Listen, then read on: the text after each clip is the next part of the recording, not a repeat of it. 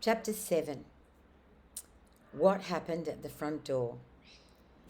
"Now, slave, how long am I to wait for my chariot?" thundered the witch.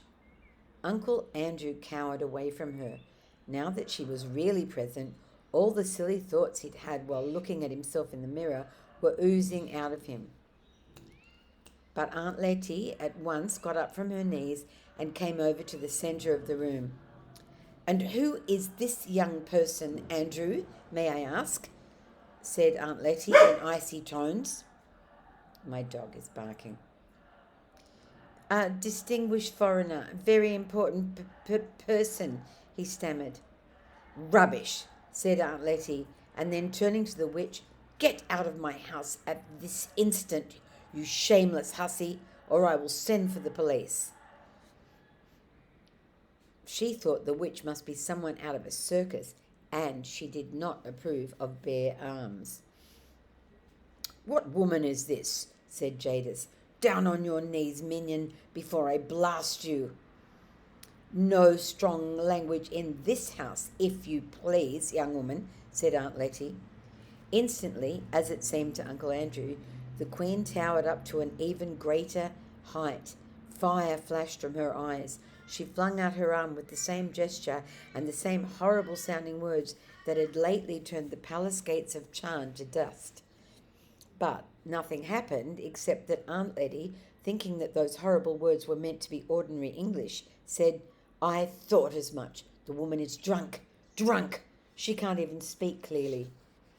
It must have been a terrible moment for the witch when she suddenly realized that her power of turning people into dust, which had been quite real in her own world, was not going to work in ours.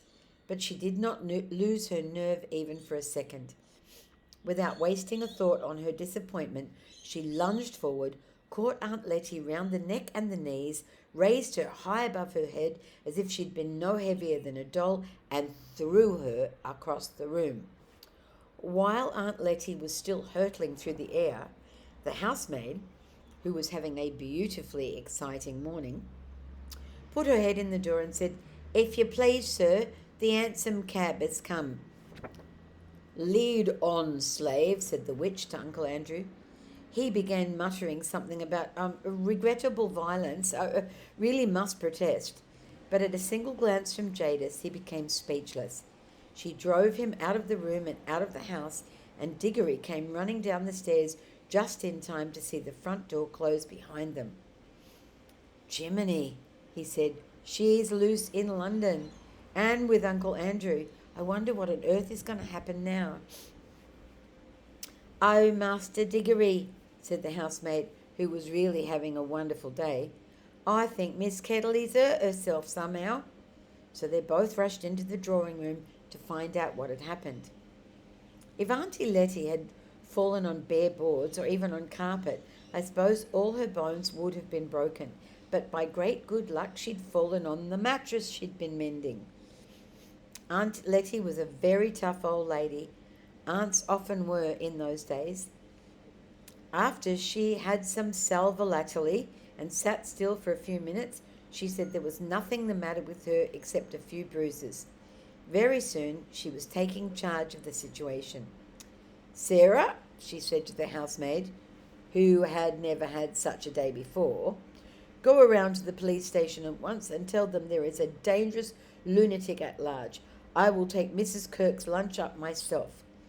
Mrs. Kirk, of course, was Diggory's mother. When Mother's lunch had been seen to, Diggory and Aunt Letty had their own.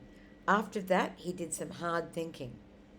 The problem was how to get the witch back to her own world, or at any rate out of ours, as soon as possible. Whatever happened, she must not be allowed to go rampaging about the house.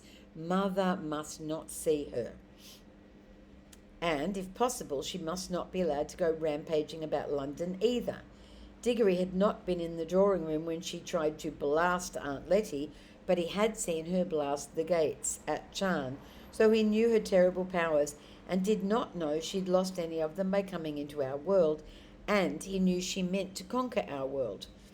At the present moment, as far as he could see, she might be blasting Buckingham Palace or the Houses of Parliament, and it was almost certain that quite a number of policemen had now been reduced to little heaps of dust. And there didn't seem to be anything he could do about that. But the rings seemed to work like magnets, thought Diggory. If only I can touch her and then slip on my yellow, we shall both go into the wood between the worlds. I wonder, will she go all faint again there? Was that something the place does to her? Or was it only the shock of being pulled out of her own world? But I suppose I'll have to risk that. And how am I to find the beast? I don't suppose Aunt Letty would let me go out, not unless I said where I was going. And I haven't got more than 2p. I'd need any amount of money for buses and trams if I went looking all over London. Anyway, I haven't the faintest idea where to look. I wonder if Uncle Andrew is still with her. It seemed in the end that the only thing he could do was to wait and hope that Uncle Andrew and the witch would come back. If they did, he must rush out and get hold of the witch and put on his yellow ring before she had a chance to get into the house. This meant that he must watch the front door like a cat watching a mouse's hole. He dared not leave his post for a moment. So he went into the dining room and glued his face, as they say, to the window. It was a bow window from which you could see the steps up to the front door and see up and down the street so that no one could reach your front door without your knowing. I wonder what Polly's doing, Diggory thought. He wondered about this a good deal as the first half hour ticked slowly on. But you need not wonder, for I'm going to tell you. She had got home late for her dinner with her shoes and stockings very wet, and when they asked where she'd been and what on earth she'd been doing, she said she'd been out with Diggory Kirk. Under further questioning, she said she'd got her feet wet in a pool of water and that the pool was in a wood. Asked where the wood was, she said she didn't know. Asked if it was in one of the parks, she said truthfully enough she supposed it might be a sort of park. From all this, Polly's mother got the idea that Polly had gone off without telling anyone to some part of London she didn't know and had gone into a strange park and amused herself jumping into puddles. As a result, she was told she'd been very naughty indeed and that she wouldn't be allowed to play with that Kirk boy any more if anything of the sort ever happened again. Then she was given dinner with all the nice parts left out and sent to bed for 2 solid hours. It was a thing that happened to children quite often in those days as a punishment. So while Diggory was staring out of the dining room window, Polly was lying in bed, and both were thinking how terribly slowly the time could go. I think myself I would rather have been in Polly's position. She had only to wait for the end of her 2 hours, but every few minutes Diggory would hear a cab or a baker's van or a butcher's boy coming around the corner and think, "Here she comes," and then find out it wasn't. And in between those false alarms, for what seemed to be hours and hours, the clock ticked on, and one big fly, high up and far out of reach, buzzed against the window. It was one of those houses that get very quiet and dull in the afternoon and always seem to smell of mutton. During his long watching and waiting, one small thing happened, which I shall have to mention because something important came of it later. A lady called with some grapes for Diggory's mother, and as the dining room door was open, Diggory couldn't help overhearing Aunt Letty and the lady as they talked in the hall. "What lovely grapes!" came Aunt Letty's voice. "I'm sure if anything could do her good, these would. But poor dear little Mabel, I'm afraid it would need fruit from the land of youth to help her now. Nothing in this world will do much." Then they both lowered their voices and said a lot more about how sick his mother was, but he couldn't hear it. If he'd heard that bit about the land of youth a few years ago, he would have thought Aunt Letty was just talking without meaning anything in particular, the way grown-ups do, and it wouldn't have interested him. He almost thought so now. But suddenly it flashed upon his mind that he now knew, even if Aunt Letty didn't, that there really were other worlds and that he himself had been in one of them. At that rate, there might be a real land of youth somewhere. There might be almost anything. There might be fruit in some other world that would really cure his mother. And oh, Well, you know how it feels when you begin hoping for something that you want desperately badly.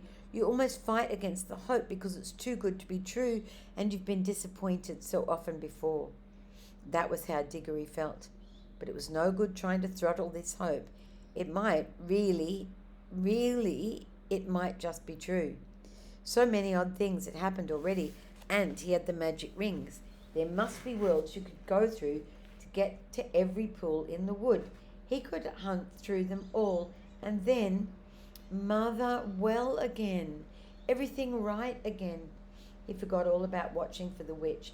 His hand was already going into the pocket where he kept the yellow ring when all of a sudden he heard a sound of galloping. Hello, what's that? Thought Diggory. Fire engine? I wonder what house is on fire. Great Scott, it's coming here. Why, it's her.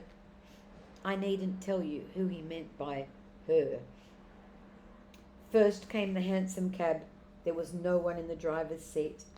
On the roof, not sitting but standing on the roof, swaying with superb balance as it came with full speed around the corner with one wheel in the air, was Jadis, the Queen of Queens and the terror of Charn.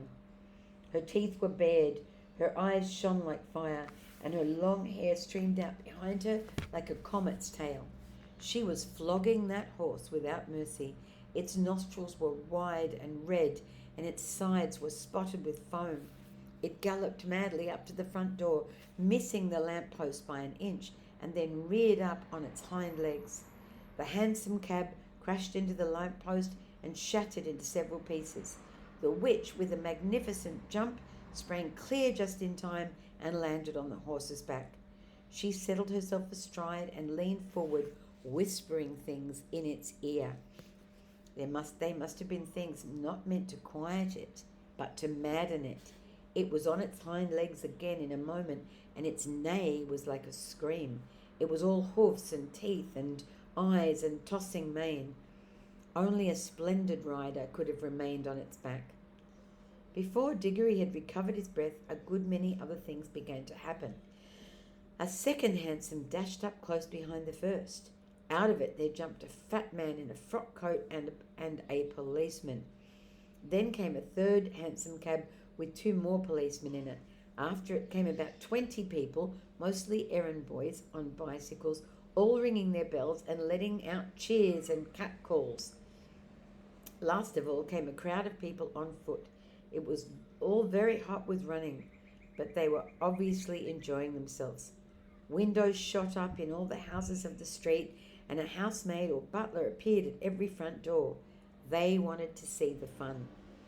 Meanwhile, an old gentleman began to struggle shakily out of the ruins of the first hansom cab. Several people rushed forward to help him, but as one pulled him one way and another pulled him another way, perhaps he would have got out quickly on his own. Diggory guessed that the old gentleman must be Uncle Andrew, but you couldn't see his face. His tall hat had been bashed down over it. Diggory rushed out and joined the crowd. "That's the woman! That's the woman!" cried the fat man, pointing at Jadis. "Do your duty, constable. Hundreds and thousands of pounds worth she's taken out of my shop. Look at that rope of pearls round her neck. That's mine. And she's given me a black eye, what's more." "That she has, governor," said one of the crowd. "And as lovely a black eye as I'd wish to see. Beautiful bit of work that must have been. Gaw, ain't she strong then?" "You ought to put a nice raw beefsteak on it, mister. That's what it wants," said a butcher's boy. "Now then," said the most important of the policemen, "what's all this here?" "I tell you, she—" began the fat man when someone else called out, "Don't let the old cove in the cab get away. He put her up to it." The old gentleman, who was certainly Uncle Andrew, had just succeeded in standing up and was rubbing his bruises. "Now then," said the policeman, turning to him, "what's all this?"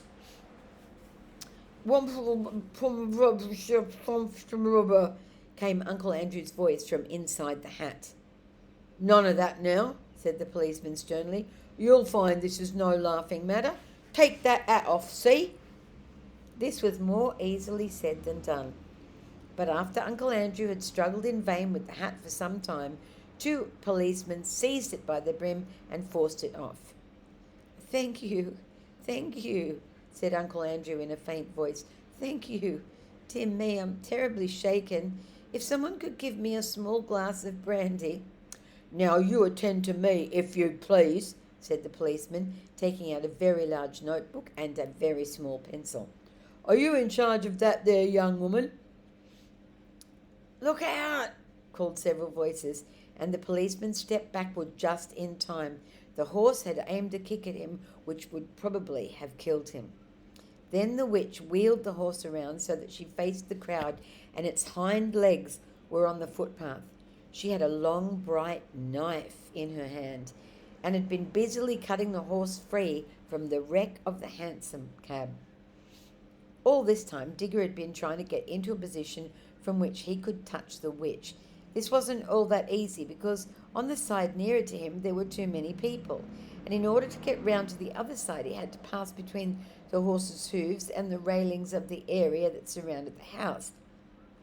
For the Kettleys' house had a basement. If you know anything about horses, and especially if you had seen what a state that horse was in at the moment, you will realise this was a difficult thing to do. Diggory knew lots about horses, but he set his teeth and got ready to make a dash for it as soon as he saw a favourable moment. A red-faced man in a bowler hat had now shouldered his way to the front of the crowd. "Hi, policeman," he said. "That's my horse what she's sitting on, same as it's my cab what she made matchwood of." "One at a time, please, one at a time," said the policeman. "But there ain't no time," said the cabbie. "I know that horse better than you do. 'Tain't an ordinary horse. His father was a hofficer's charger in the cavalry, he was, and if the young woman goes on exciting him, there'll be murder done. Here, let me get at him." The policeman was only too glad to have a reason for standing further away from the horse. The cabbie took a step nearer, looked up at Jadis, and said in a not unkind voice, "Now, missy, let me get at his head, and you just get off. You're a lady, and you don't want all those roughs going for you, do you? You want to go home and have a nice cup of tea and lay down quiet like. Then you'll feel ever so much better." At the same time, he stretched out his hand toward the horse's head with the words, "Steady, Strawberry, steady, old boy, steady now." Then, for the first time, the witch spoke. "Dog," came her clear, cold voice, ringing loud above all the other noises. "Dog, unhand our royal charger. We are the Empress Jadis."